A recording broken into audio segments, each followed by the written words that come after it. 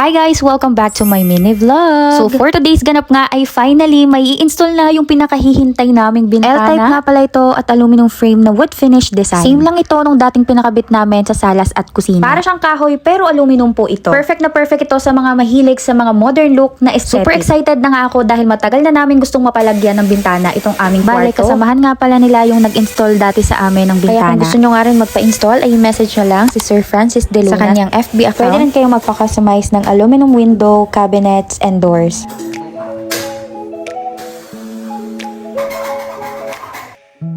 Yung magkabilang gilid nga niya na awning ay nabubuksan at yung sa taas naman at baba ay fixed. Grabe, hindi pa siya tapos pero sobrang gandang-ganda na ako. Sobrang pulido at sobrang linis nga nila trumabaho. Talagang napakasulit ng ibinayad ko dito. Ito talaga yung dream window ko para sa bedroom namin. Super kinikilig ako sa progress ng room extension namin. Grabe, hindi na ako makapaghintay na matapos ito lahat. Habang ini-install nga nila ay sobrang saya ko kasi unti-unti ko nang nakikita yung itsura ng dream window ko.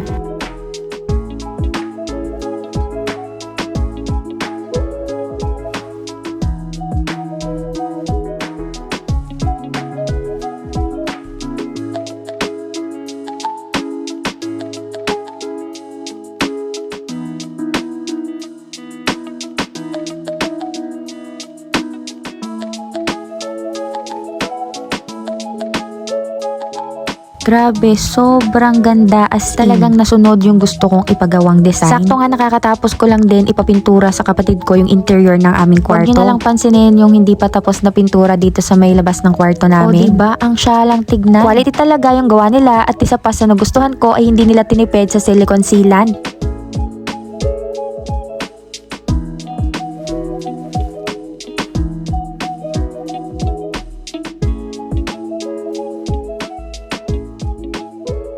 Next naman ay itong sliding window dito sa loob ng kwarto. Medyo pricey nga lang siya kumpara dun sa kulay white at kulay black. Pero hindi ko ito pinagsisihan dahil sobrang ganda at napakasulit naman talaga. Nilalagyan na nga lang nila ito ng sealant at patapos na rin.